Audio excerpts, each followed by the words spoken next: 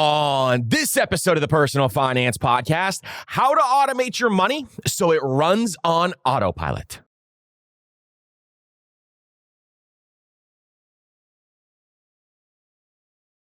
Now, most people, they think they're bad with money. But what most people don't realize is you are not bad with money. It is not you. It's that you don't have a system in place that is going to allow you to build wealth. And in today's episode, my entire goal is to teach you the money on autopilot system. This is our system on how we completely automate our money. Now, in Master Money Academy, we have a bunch of people who started to automate their money, and they cannot believe how much less they have to do with their finances just by automating their money. And once you get your dollars working on autopilot, it is incredible how much faster you will build wealth. Why? There's a number of different reasons that we're going to talk about in this episode, but I am really excited for you guys to learn how to automate your money. Once I started to learn how to automate my money very early on in my finance journey, all of a sudden, everything became easier. I was spending less time thinking about, did that transfer over to that account? I was spending less time thinking about my bills. I wasn't worried anymore on if my dollars were getting invested or if my bills were getting paid or if I was saving enough money in my emergency fund. I knew how much was going to those accounts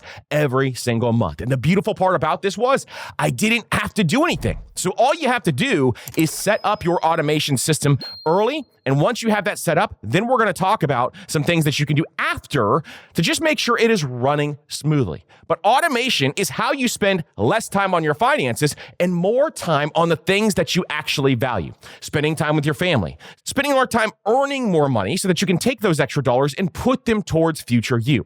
This is really where I want you prioritizing your time, is spending more on the bigger financial decisions. I don't want you in every single budget category having to worry about every single cent and dollar. No, instead, I want you to automate your money so you can think about the big decisions, your taxes, where you're going to be living, how you're going to be allocating your investments, how are you going to be thinking about earning more money, negotiating your salary. Those are the big ticket items that I really want you to think about. And so you can go through this entire process. And a lot of people, once they start to see money automation, they say to themselves, holy crap, I can automate literally almost everything. And a lot of people will come back to me and say, oh my gosh, I've been making my finances way too hard. This is so much better overall. And you can get all of this done pretty quickly, actually, over the course of one weekend if you actually buckle down and set this up. Now, we're going to have a free automation checklist that you can download in the show notes down below. So make sure you check that out, because that checklist is a free, printable, downloadable checklist that is available to each and every single one of you. So again, we will have that linked up down below in the show notes. Also, at the end of this episode, I'm going to give you some screenshots. We're going to try something new here. So if you're watching on Spotify or YouTube, I'm going to give you some screenshots that you can utilize and screenshot on your phone.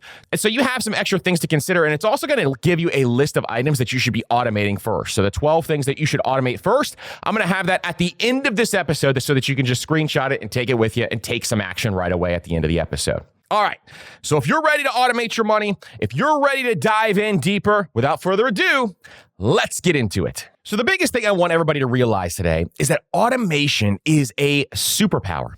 So your biggest problem isn't your income, it's chaos. Your finances, most likely, if you're new to automation, are chaotic, or you're just spending a lot of time in your finances.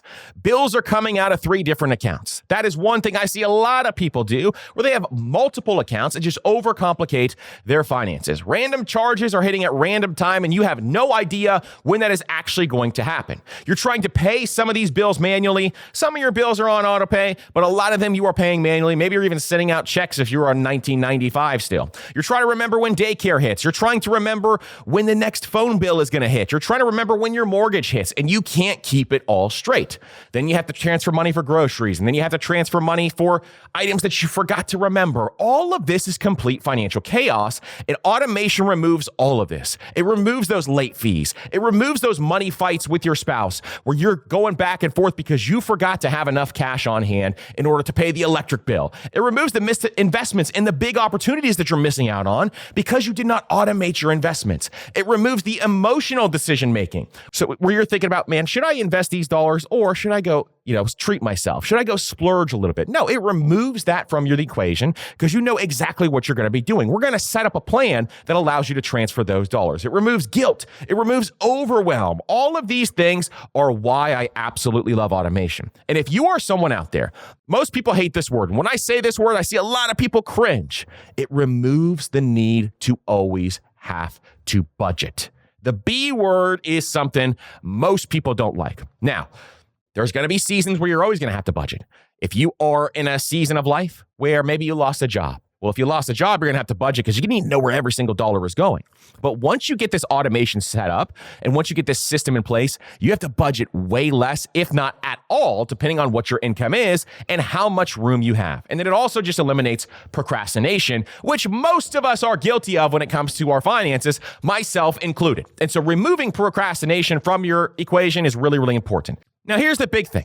Willpower is something that is finite, meaning willpower is going to dissolve. It is going to go away. We cannot rely on our willpower. We must rely on our discipline. And so when this happens, most people, when it comes to their finances, are trying as hard as they can to rely on their willpower. And it's impossible. It is absolutely impossible to rely on that. If I relied on my willpower, I would never be where I am today. Automation changes that for you, and you only have to set it up once. So let's dive deeper into what we need to do. Now, I'm going to talk about the first thing you need to do because we have 6 steps in this episode that I'm going to talk about. The checklist that we have for you to download is going to break it down even more. But in these 6 steps, we're going to go through all of these. So we're going to build our flow account where our money is going to pass through and flow through. We're going to automate our wealth. We're going to automate our bills. We're going to go through a spending plan, and we're going to automate some safety nets as well so that we can preserve some of our wealth as we go through this. And then lastly, at the end, I'm going to give you the 10-minute monthly review that you need to be doing in order to make sure that your automations are running correctly. So let's get into step 1 next. So step 1 is we're going to build our flow through account. So most of you have a flow through account and you just didn't know that that's what we're going to call this today, but this is where everything starts. Every single one of your dollars needs to flow through this account so it can go towards the proper automations. Now, what is this account called? It's called a checking account, and every single one of you has a checking account, but I want you to train your brain to reframe what the checking account is. All this account is a place for your money to flow. So your paycheck is going to hit that checking account and it's going to flow and trickle down to all these other places. This is why typically I keep my checking account pretty lean. The max I tell most people in Master Money Academy to ensure they have in their checking account is right around a month's worth of expenses max. You can have a month and a half if you really want to. If that makes you nervous, it depends on your personal preference, but I don't want you to have more than that in your checking account. Now, some of you may be saying, man, I'm just trying to get by. I barely have enough money in my checking account. And others may be saying, well, I have $100,000 in my checking account. Why do I have so much? Let's talk about this. You need to make sure that you're running this thing lean because we want to optimize where our dollars are going. We want to put them in the best possible places. And in order to do that, it needs to flow out of our checking account. A checking account is a terrible place to hold your money. Unless you have a high interest checking account, you really don't earn any money in your checking account. And a lot of times it gets commingled in there and people just end up spending those dollars that are already in their checking account. Most of you are listening right now, nodding your head, noting that a lot of times if you have money in your checking account, you know, hey, I go on those Target runs and I spend that money. Or, hey, I just went over to Dick's Sporting Goods and bought myself a brand new driver because I had enough money in my checking account. That's what happens to a lot of people. And instead, what you need to make sure that you are doing is moving that money into places that it needs to go. So I like having around a month. A month is going to give you enough buffer where anything could happen and you still have enough cash on hand in your checking account. If you want to run it leaner, if you're really on top of your finances, you absolutely can, but you got to make sure that there's no surprises and nothing jumps out at you. So this is where all your income lands and this is where all your automations are going to flow from. So you can think of your money automation system as a waterfall. This is the top of the waterfall before everything kind of flows down and trickles down into all the other places. It's going to pull some of your bills. It's going to pull some of your transfers and flow through all of those different areas so it's not scattered across a bunch of different accounts. Now, if you're a couple or you're in a relationship, then finding ways to build up, even if you keep your finances separate. Now, I'm a big proponent of having combined finances, but some people just do not want to do that. And it's personal preference. If you don't want to do that, whatever your reason is, personal finance is personal. And so if you do not want to have combined finances, what I would say is at least have a combined checking account where you transfer your bill payments into that one combined checking account, because this is going to allow you to ensure that you can at least get your bills paid together together so you're not Venmoing each other back and forth. Money automation doesn't work when you are Venmoing your spouse back and forth. And so I want you to make sure that instead you have your either finances combined, number one, and or if you don't want to do that, you at least have a combined checking account that you pay your bills out of. Got it? Perfect. So that's what we're going to talk through here.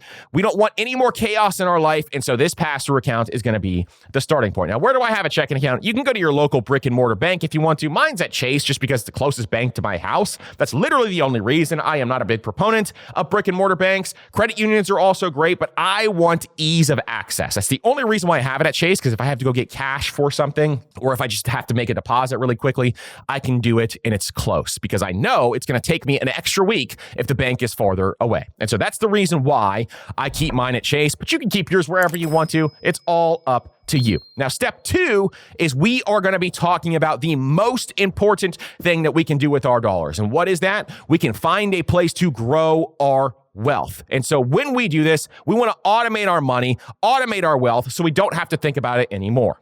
Now, my friends, we are living in the 2020s right now.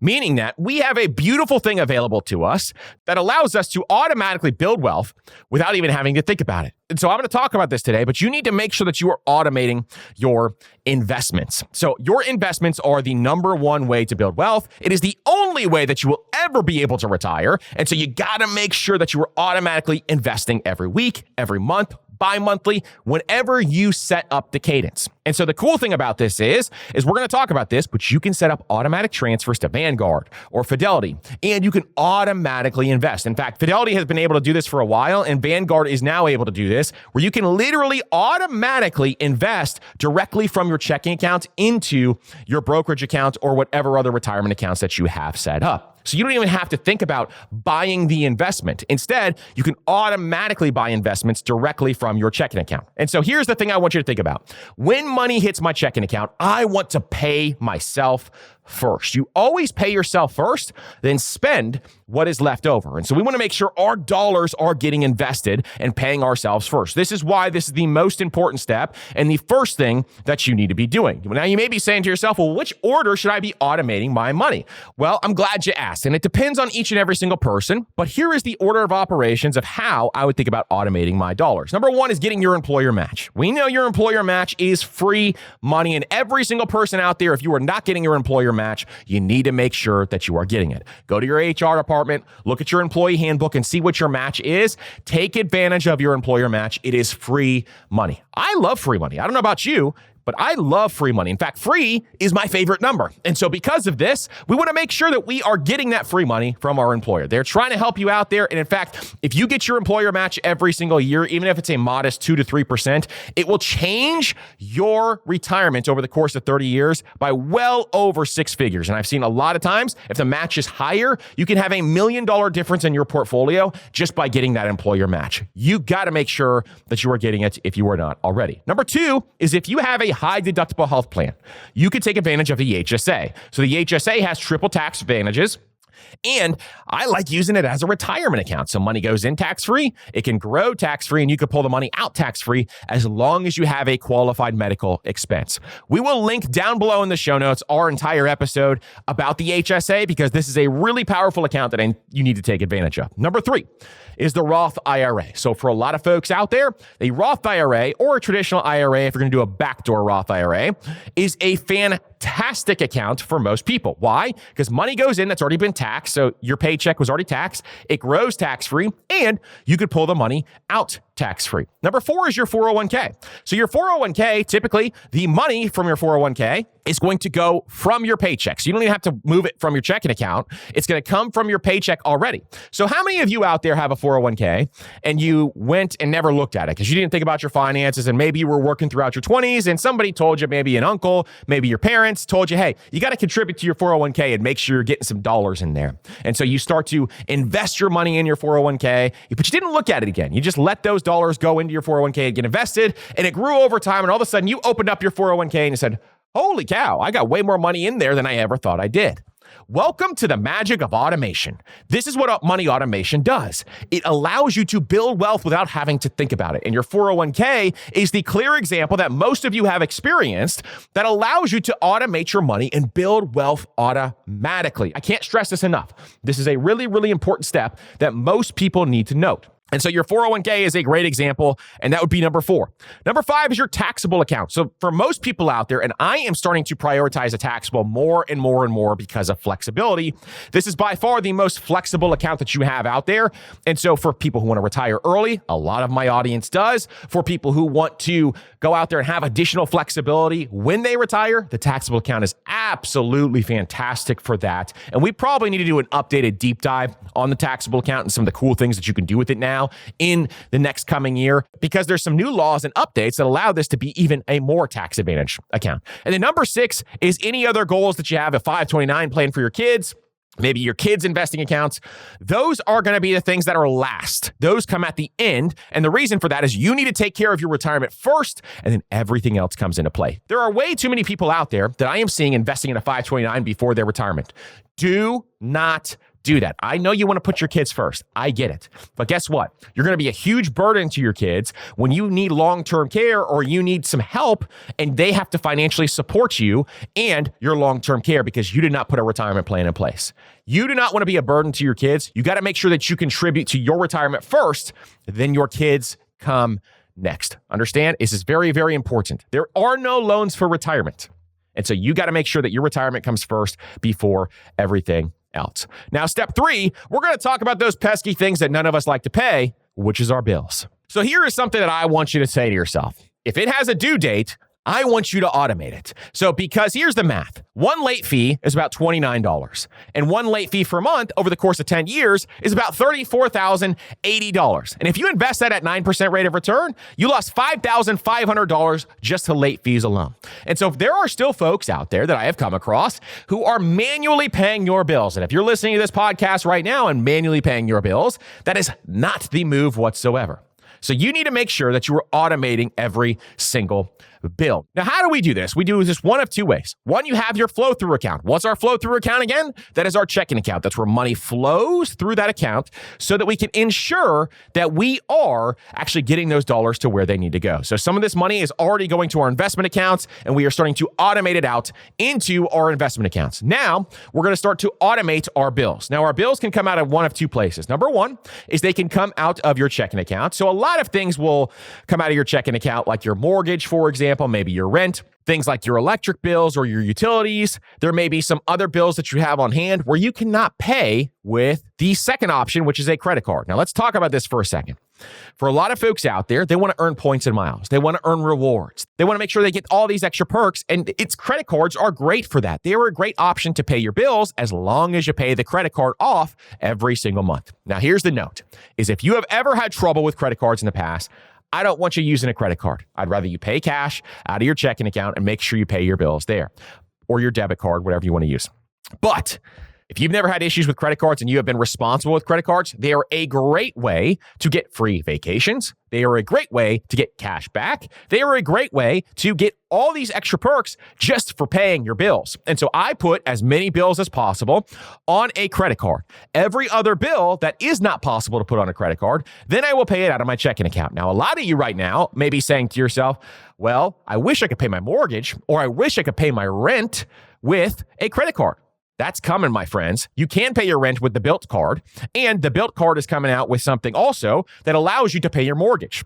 There's another card coming out that allows you to pay your mortgage. So the rewards for paying your mortgage and rent are coming, and they are getting better and better and better. And so these are things where at some point in time, you're going to be able to pay all of your bills on a credit card to acquire points and miles. Again, if you have not been responsible with your credit cards in the past, you got to make sure that you are just using a debit card and your checking account, okay? So here's my system on how I do this, okay? I pay most of my bills with my credit card, as many as I possibly can. Then I pay off that card with my checking account every single week. But Andrew, why would you do it every single week when you said pay it off once a month? The only reason why I do that is because I want to stay on top of it. I just want to stay on top of everything. I don't like when my credit card balances get bigger. It's just a personal preference. It's probably an emotional thing. I just do not like credit card balances whatsoever. So I pay them off weekly. For all of you out there who don't care about that, you can pay it off monthly, no problem. But we have rules with credit cards, and we will link up our episode down below that talks about credit cards and why you need to make sure that you are responsible with them. We have rules around credit cards. So if you haven't heard that episode yet, I highly recommend that you check it out. And so let's talk about some of these other bills. Your rent or mortgage, we need to pay that out of the checking account. Your utilities, out of the checking account. Your insurance, like car insurance, those types of things. My car insurance is through State Farm. I can pay my State Farm with a credit card. I don't know about you and your car insurance, but depending on what that is, you either have to pay out of your checking account or your credit card. Things like life insurance is going to come out of your checking account. Other things like umbrella insurance or business insurance, a lot of times it depends on the company, but those are things that you can pay either way. Subscriptions, great place to put on your credit card, and just making sure you track those subscriptions and stay on top of them is the biggest key. Your phone bill, mine's on my credit card. You can put your phone bill on your credit card. Things like internet, those types of things can all go on a credit card. Things like daycare usually need to come out of your checking account. Then you have like HOA payments or student loan payments. All those things are typically going to have to come out of your checking account. And then lastly is obviously paying your credit card. So last thing that I will say about this is automation is really important even when paying all these bills. So I want you to go into each of those and I want you to set up autopay. So you go into each of those accounts, set up autopay, turn on autopay, make sure it is fully paying those, and then just make a quick checklist of all those items so that you can ensure they're getting paid every month when you do your 10-minute checkup. Now, one other thing I'll note is on all my credit cards, I always turn on autopay just in case I forget to go in there and take a look at them. So they automatically will get paid no matter what every single month. And so that is another big key. Now, if you are someone who is living paycheck to paycheck and you're saying to yourself, I don't know how I'm going to automatically pay my bills when I'm barely trying to get by. And so I manually pay them currently. Right after I get paid, I manually pay each and every single one of my bills. Well, here's a little hack for you and a tip. And we talk about this. We have a course called Automate Your Money in a Weekend. It's a $27 course. So if you're interested in that, we'll link it up down below as well. And when you download the checklist, you'll probably get prompted to look at Automate Your Money in a Weekend. But for this episode, we are marking it down to $27, normally $99. And so when we are looking at this, there is something we talk about in that course where you can move the date of your bills. You can actually move the date that your bills fall on, and you can call up these companies, and I like to put them just a few days after when I get paid. And so you can look at your bills and say, hey, I need to move this bill, 3 days after I get paid in order to ensure that I can actually pay it on time. So you can move your bills to 2 different days throughout the month. Maybe you put some of them on the 1st and some of them on the 16th, for example. And when you do that, that will ensure that you have the money or the cash there and you know what date your bills are going to be paid. And so if you're living paycheck to paycheck or you are tight right now, money's tight right now, that's the best way to do it, is to move your bills around. You call up each company, try to move it on specific dates, and then you'll be able to make those payments and understand where those dates fall. Tools like Monarch Money, sponsor of this show, they are also great because they show you the dates of your recurring expenses. And so there's a little calendar view there, and it shows those dates of those recurring expenses. If you want 50% off of Monarch Money, just use code PFP. It's like $4 a month if you pay for the entire year. All right, the next step is we're going to talk about automating our spending. And so to automate your spending, one of the most important things I think most people need to realize is, can you automate your groceries? Can you automate restaurants? Can you automate fun money? Yes, you absolutely can. And you can do it a couple of different ways. One is I use a tool like Monarch Money, which we just talked about, to ensure I am tracking all my expenses. Monarch Money, once you set up some rules inside of there, will automatically help you track your expenses where you don't even have to think about it. It just puts them in the correct category every single month. In Master Money Academy, we're about to do a Monarch Money breakdown of exactly how I set up my Monarch Money. So if you're not in Master Money Academy, make sure you join. We'll have the link down below so you can check that out. But this is just one of those things that I think is really, really important for most people to understand, is that you want to make sure you're tracking your spending, but you want to make sure you're tracking it automatically. So back in the day, what I would do is I would take my transactions, I'd move them in a spreadsheet. It was the most tedious and time-consuming thing ever. I'd spend like 3 hours at the end of every single month just making sure all my transactions are in order, making sure I got all of them, making sure the dates are correct. It was the most annoying thing ever. Now, you could spend $4 a month, like I said, on Monarch Money, and you'd be able to track all this stuff automatically. And then if you are living paycheck to paycheck or you're tight, then I recommend doing something like the 5-minute drill. The 5-minute drill is basically where you take 2 to 5 minutes every single day, just categorize those transactions, make sure they fit within your budget so that you are on top of that budget there. So when you are in a season where you have to budget a lot, it is a great way to do that. But for most of us, we just need to make sure we have a tool in place that allows us to track our finances. And a lot of those tools out there are pretty cheap. Most of you spend frivolously on random things that cost a lot more than those apps do for 1 month. I would highly encourage you to invest in one of those apps. You will be way better off with your money if you actually use an app. All right, step 5, and this is going to be a bonus step that we're going to be talking about here, is to do the bucket method when it comes to your savings or to automate your safety nets. And so what I like to do is have a high yield savings account set up and ensure that I can automatically send money to that high yield savings account and have it in different buckets. So I have Ally Bank. Not affiliate with them whatsoever. I just have them because they have buckets set up.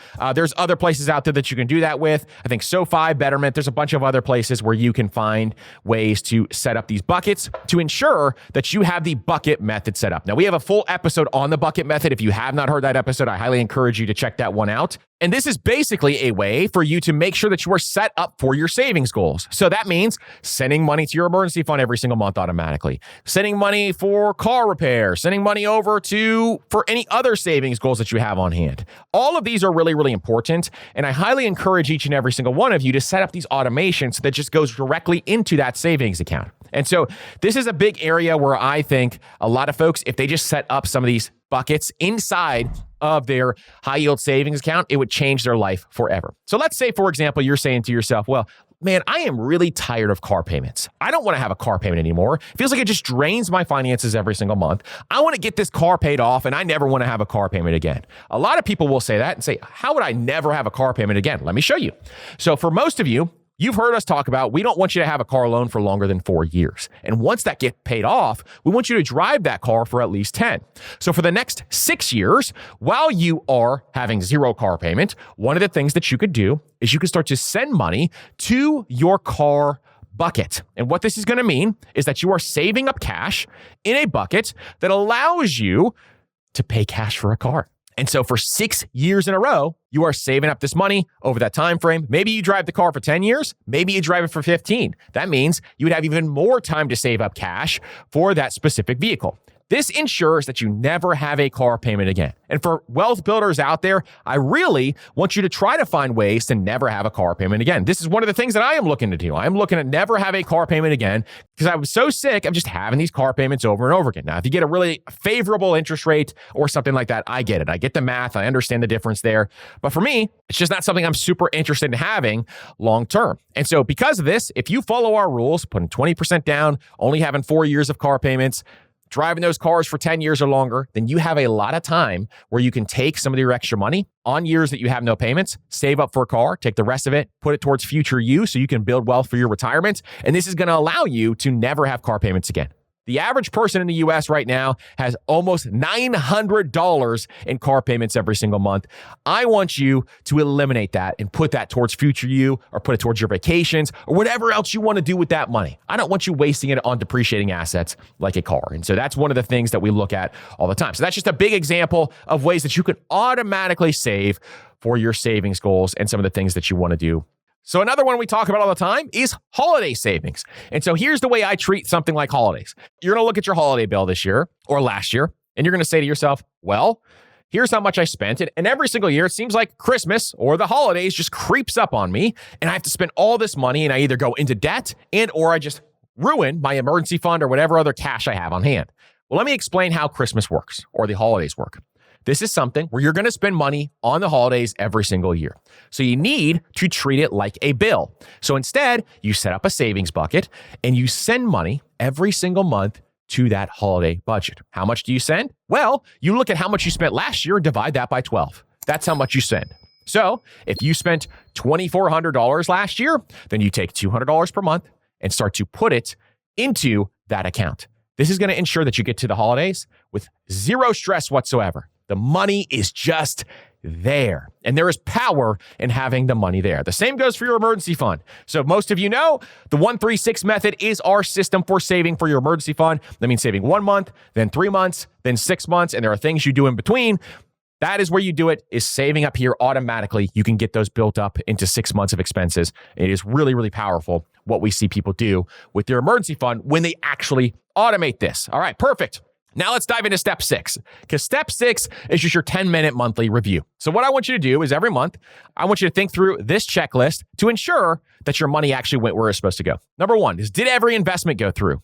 Number 2 is, did every bill hit? Number 3 is, did any subscriptions change? Did anything shift? Did the price go up on some of these subscriptions? What kind of happened there? Do I want to still keep the subscription? A lot of those subscriptions out there are going up 20, 30, 40, 50% per year. You get to think of things like Disney Plus, or if you have Hulu or Netflix, they're all going up in price. And honestly, they're starting to rip us off, I think. But that's a whole nother podcast episode and a whole nother rant. Did I adjust anything, or do I need to make some tweaks to this?